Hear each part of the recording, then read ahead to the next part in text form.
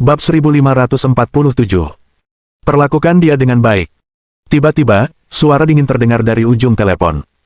Mendengar hal itu, wajah Tetua Agung tanpa sadar menunjukkan ekspresi tegang. Dia sangat jelas mengenai status Xia Houyun.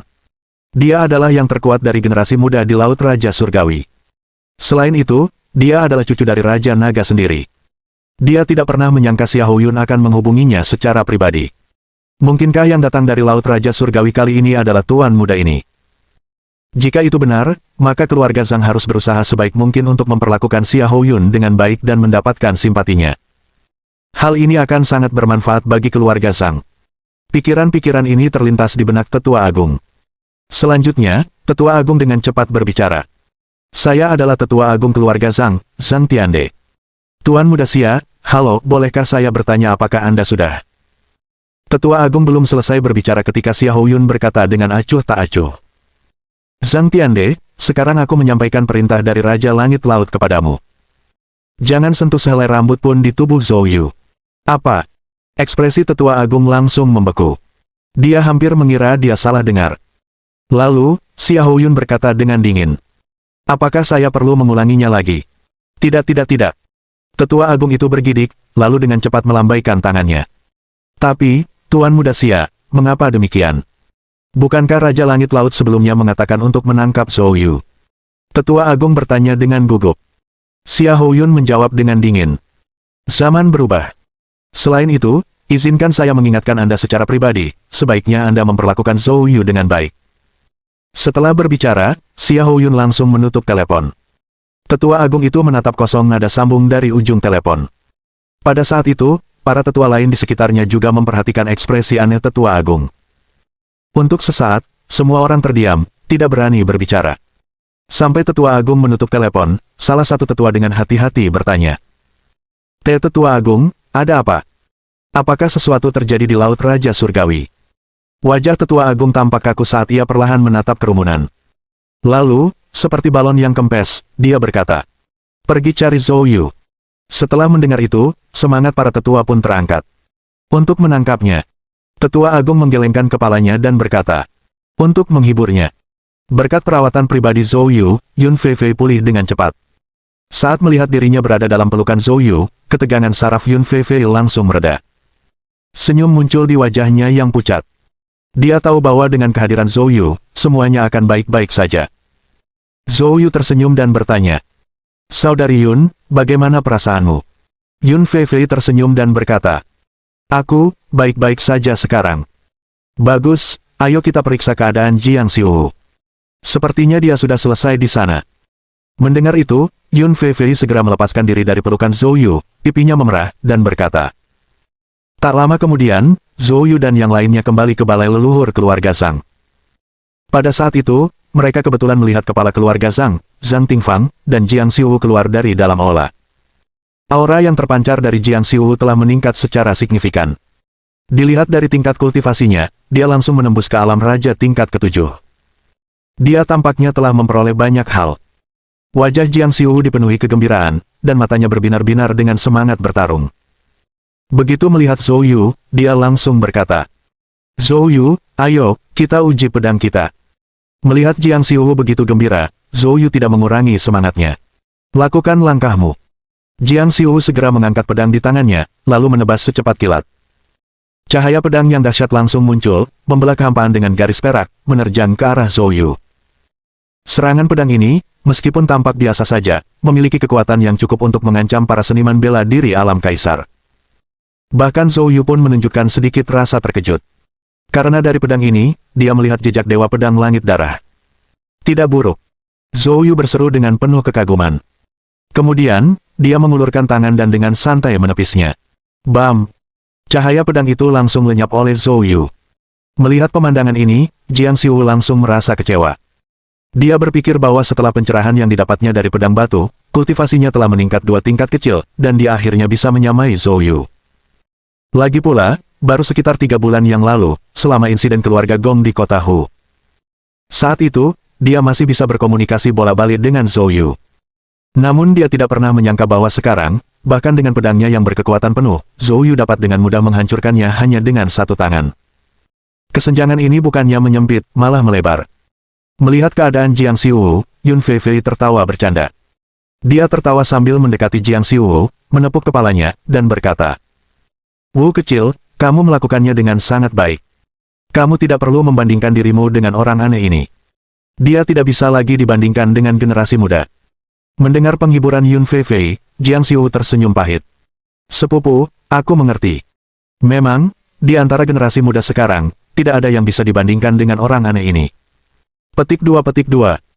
Setelah terus-menerus disebut aneh oleh sepasang saudara kandung ini, Zhou Yu hanya bisa tersenyum kecut sebagai tanggapan. Lalu, dia menatap Zhang Tingfang. "Paman Zhang, terima kasih atas urusan pedang batu itu. Jika keluarga Zhang mengalami masalah, jangan ragu untuk menghubungi saya."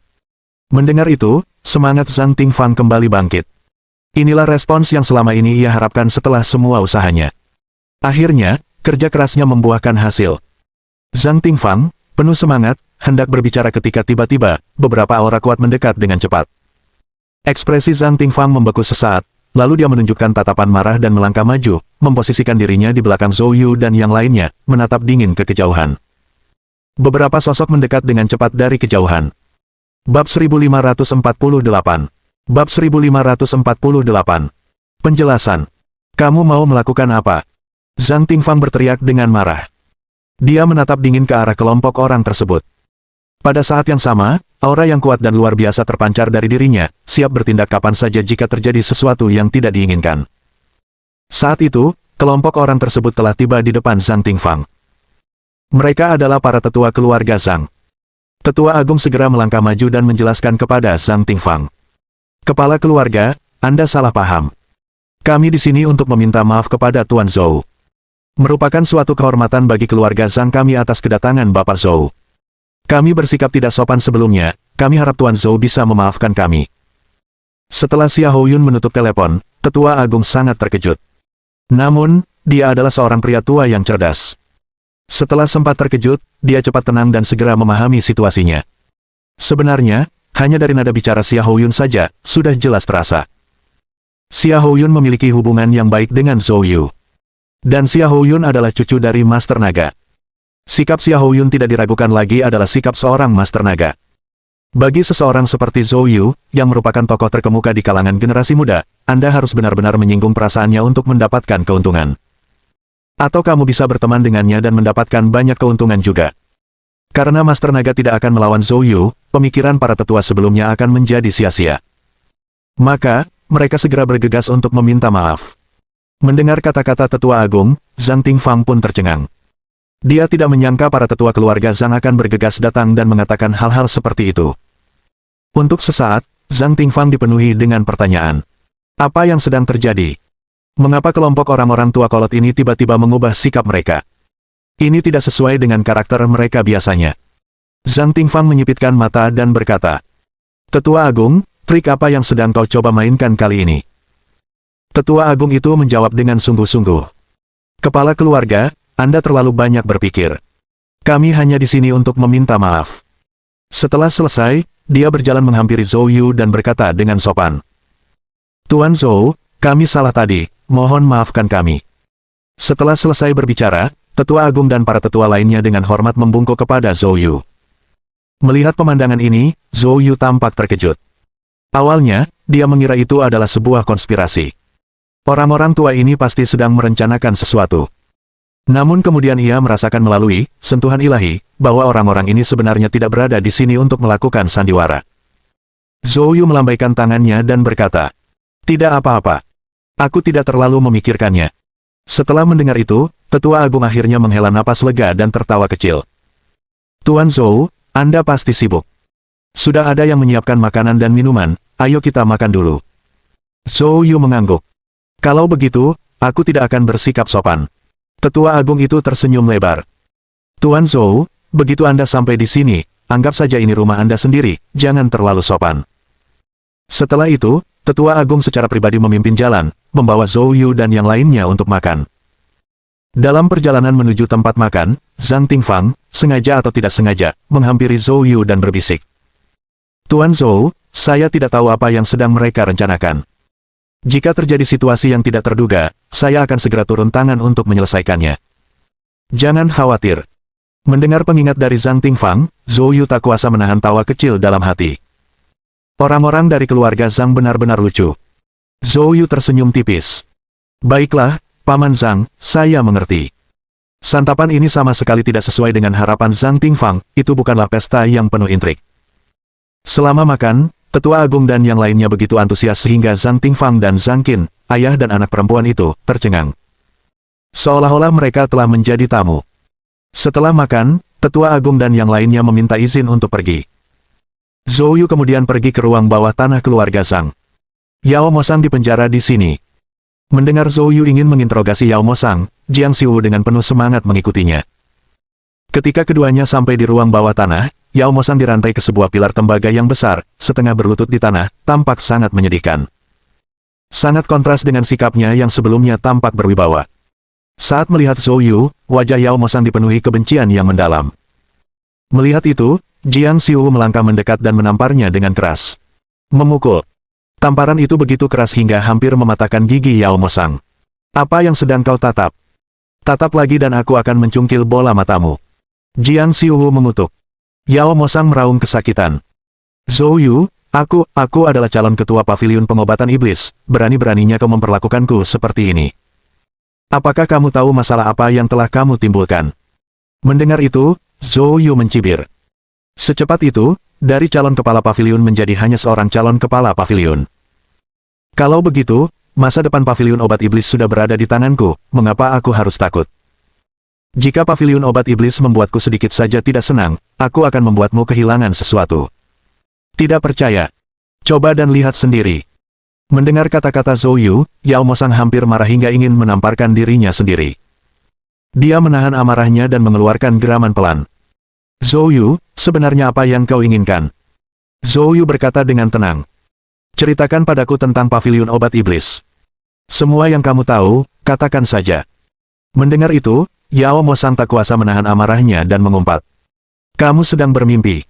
Zhou Yu sedikit menyipitkan matanya, lalu menampilkan senyum mengejek. Di sampingnya, Jiang Xiwu langsung menyeringai ganas, lalu menendang dada Yao Mosang dengan keras. Retakan. Terdengar suara tulang patah dari dada Yao Mosang, dan seluruh dadanya ambruk. Yao Mosang mengeluarkan jeritan yang mengerikan. Berhenti memukul. Aku akan bicara. Bab 1549. Bab 1549. Sekte Xuanhuo. Tak lama kemudian, Yao Mosang mengungkapkan situasi di paviliun obat iblis secara terus terang.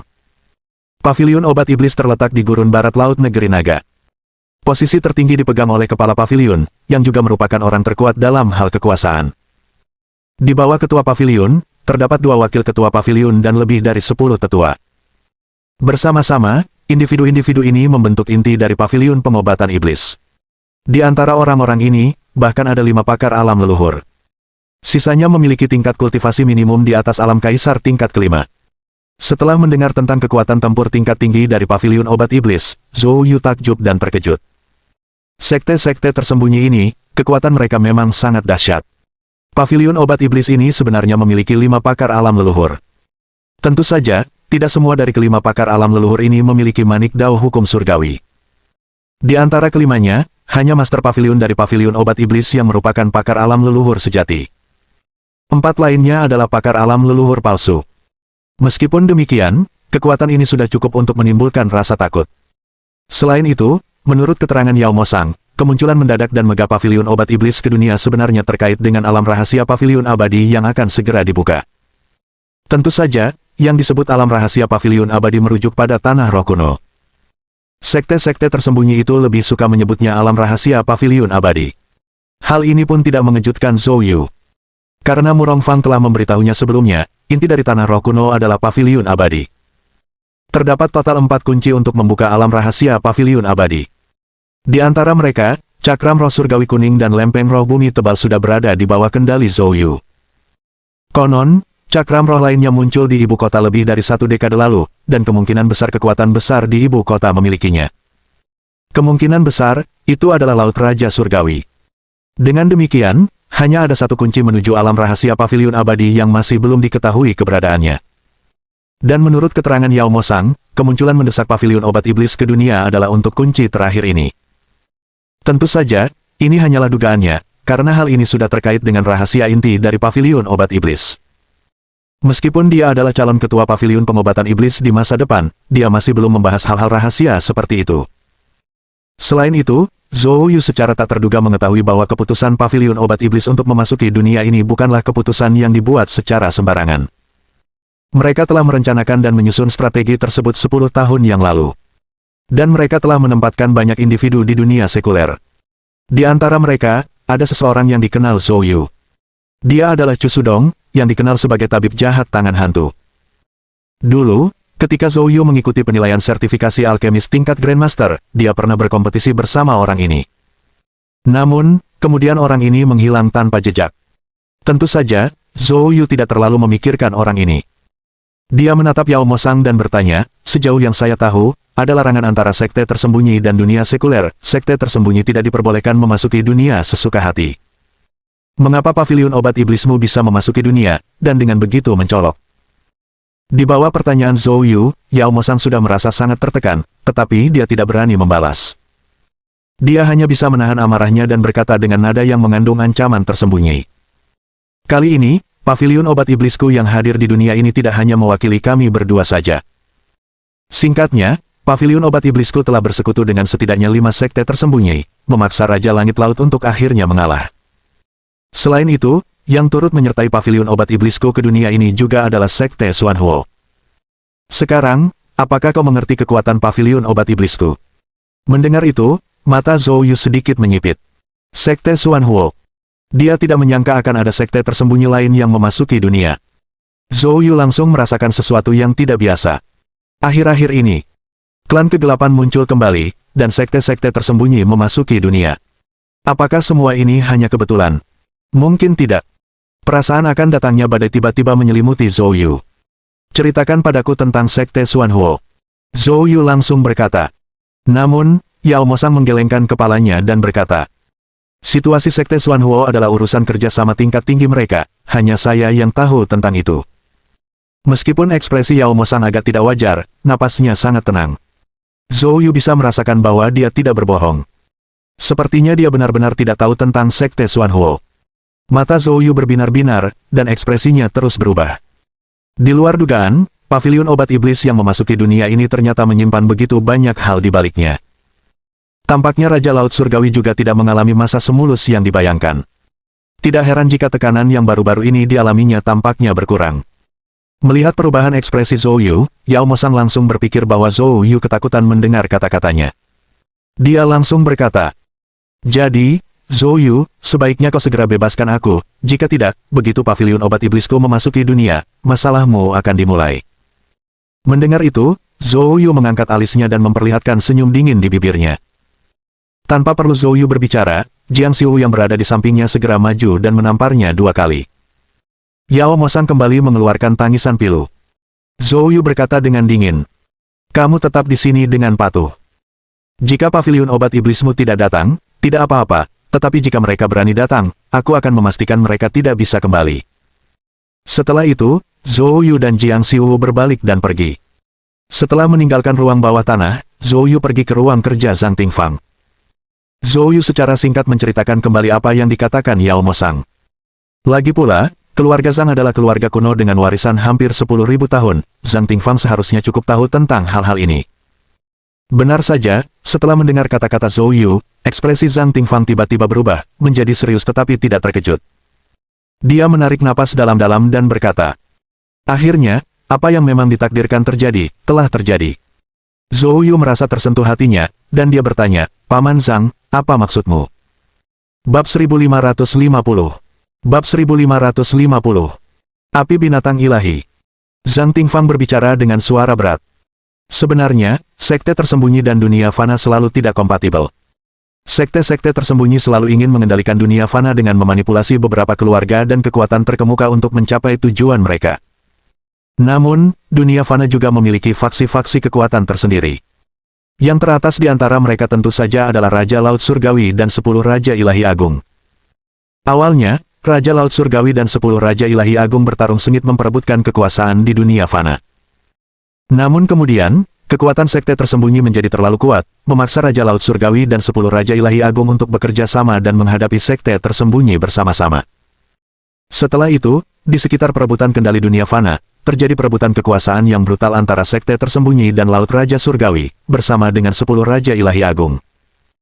Pada akhirnya, Laut Raja Surgawi dan 10 Raja Ilahi Agung muncul sebagai pemenang, memaksa sekte tersembunyi untuk menarik diri dari dunia fana dan secara ketat mematuhi aturan bahwa para ahli di atas alam kaisar tidak boleh memasuki dunia tersebut. Oleh karena itu, kepentingan Raja Laut Surgawi dan 10 Raja Ilahi Agung menjadi saling terkait. Inilah yang membentuk tatanan dasar dunia seni bela diri saat ini. Setelah mendengar penjelasan Zhang Tingfang, Zhou Yu tiba-tiba mengerti. Jadi begitulah keadaannya. Zhang Tingfang berhenti sejenak sebelum melanjutkan. Setelah kekalahan sekte tersembunyi, dunia seni bela diri tetap damai selama kurang dari 100 tahun, dan kemudian sekte tersembunyi mulai bergejolak sekali lagi, bertujuan untuk mengacaukan ketertiban dan menguasai dunia fana lagi. Terutama dalam beberapa tahun terakhir, kecenderungan ini semakin terlihat jelas. Jika Yao Mosang tidak berbohong, maka pavilion obat iblis dan kemunculan sekte Xuanhuo di dunia ini pasti melibatkan peristiwa besar yang tidak kita ketahui. Sebenarnya, bahkan tanpa mengetahui pun, mudah untuk menebaknya. Hanya ada 2 penjelasan. Meskipun Laut Raja Surgawi dan 10 Raja Ilahi Agung tampak bersatu, terdapat perbedaan pendapat internal yang signifikan. Jadi, kali ini terjadi pertempuran besar antara Laut Raja Langit dan sekte tersembunyi, yang menyebabkan pihak terakhir kalah dan dengan demikian menyetujui pavilion obat iblis dan sekte Xuanhuo memasuki dunia. Atau, ada keretakan antara Laut Raja Surgawi dan 10 Raja Ilahi Agung, beberapa di antaranya mendukung masuknya pavilion obat iblis dan sekte Xuanhuo. Setelah mendengar penjelasan Zhang Tingyu, Zhou Yu menunjukkan ekspresi termenung. Perkataan Zhang Tingfang sebenarnya sejalan dengan beberapa hal yang diceritakan kepadanya oleh Raja Dewa Tianlu. Dia sudah merasakan hal ini selama percakapannya sebelumnya dengan Raja Dewa Tianlu. Perbedaan pendapat tidak hanya terjadi di dalam Laut Raja Surgawi, tetapi juga di antara 10 Raja Ilahi Agung. Sebagai contoh, terkait Zhou Yu, Raja Dewa Tianlu dengan tegas mendukungnya. Sementara Raja Dewa Api Ganas dan yang lainnya bermaksud untuk menghadapi Zhou Yu. Raja Dewa Berkarunia Surgawi mempertahankan sikap yang relatif netral. Setelah berpikir sejenak, Zhou Yu bertanya lagi. Paman Zhang, seberapa kuatkah sekte Xuanhuo? Zhang Tingfang berpikir sejenak dan berkata. Kekuatan sekte Xuanhuo dan pavilion obat iblis seharusnya kurang lebih sama. Menurut yang saya ketahui, sekte Xuanhuo seharusnya memiliki 7 ahli alam leluhur. Tentu saja, saya tidak yakin berapa banyak di antara mereka yang merupakan leluhur sejati dan berapa banyak yang merupakan leluhur palsu. Namun, mengingat jumlah manik-manik hukum surgawi yang terbatas, saya memperkirakan bahwa leluhur sejati sekte Xuanhuo tidak akan lebih dari 3 orang. Namun, ada satu poin penting yang perlu diperhatikan. Alasan mengapa pavilion obat iblis dan sekte Xuanhuo dapat berhasil memasuki dunia ini kemungkinan terkait dengan kekuatan khusus mereka. Kekuatan khusus. Zhou Yu terkejut. Zhang Tingfang menjelaskan. Seperti yang sudah Anda ketahui tentang pavilion obat iblis. Mereka mahir dalam membuat obat-obatan pil khusus, seperti pil iblis gila yang secara drastis meningkatkan kekuatan pribadi. Begitu terpojok dan terpaksa menelan pil seperti itu, konsekuensinya sangat mengerikan. Setelah mendengar itu, Zhou Yu mengangguk sambil berpikir. Dia baru saja menyaksikan Zhang Tingyu meminum pil iblis gila. Itu memang menakutkan. Meskipun sekte Xuanhuo tidak memiliki obat-obatan dalam bentuk pil, mereka ahli dalam menggunakan api. Konon, di dalam sekte Xuanhuo, ada seorang pejabat yang melakukan pengorbanan untuk memberi penghormatan kepada binatang api ilahi dari zaman dahulu. Api binatang suci. Wajah Zhou Yu menunjukkan ekspresi takjub. Apakah makhluk ilahi benar-benar ada? Zhang Tingfang menggelengkan kepalanya sambil tersenyum kecut. Itu, saya tidak bisa memastikan. Meskipun keluarga Zhang memiliki warisan yang panjang, banyak hal telah terjadi dalam 10.000 tahun, banyak hal telah hilang di telan sejarah. Namun, binatang suci api kemungkinan besar memang ada. Jika tidak, sekte Xuanhuo tidak akan mampu menaklukkan begitu banyak api roh. Zhang Tingfang mengangguk. Kehebatan sekte Xuanhuo terletak pada hal ini. Mereka memiliki banyak api roh yang diwariskan dalam sekte mereka dan sangat terampil dalam keterampilan sistem api, dengan daya hancur yang luar biasa. Mereka sering terlibat dalam pertempuran lintas level, dan kekuatan mereka sangat dahsyat. Mendengar itu, Zhang Tingfang menatap Zhou Yu dengan sedikit khawatir dan berkata, tentang kedua sekte ini, hanya ini yang saya ketahui. Sebenarnya, kedua sekte itu sama-sama merepotkan untuk dihadapi. Jadi, Tuan Zhou, mungkin Anda harus mempertimbangkan untuk membebaskan Yao Mosang. Jika tidak, jika pavilion obat iblis menargetkanmu, itu bisa sangat bermasalah. Mendengar itu, kilatan mengerikan muncul di mata Zhou Yu. Membiarkan Yao Mosang pergi. Itu tidak mungkin. Berdasarkan pemahamannya tentang Yao Mosang, mengesampingkan faktor-faktor lain, hanya dengan kepribadiannya yang menyimpang, membebaskannya sama saja dengan menyerahkan Zhang Qin dan Yun Feifei ke tangan iblis. Hal seperti itu, sama sekali tidak bisa dia izinkan. Orang ini tidak bisa dibebaskan. Mohon dukungan dari omom ante-ante sekalian, buat subscribe atau sharekan novel Mimin ke Facebook kalian, agar channel Mimin bisa terus berkembang. Dengan begitu, Mimin bisa lebih semangat untuk up novel seru lain ke depannya. Buat teman-teman yang sudah subscribe dan sharekan novel Mimin, Mimin ucapkan terima kasih sebanyak-banyaknya. Sekiranya teman-teman menghadapi masalah video diputar dalam bahasa Inggris, coba tukar kepada bahasa Indonesia original melalui cara ini. Semasa mendengarkan, pencet tombol setting di atas kanan video, pilih audio track dan tukar bahasa.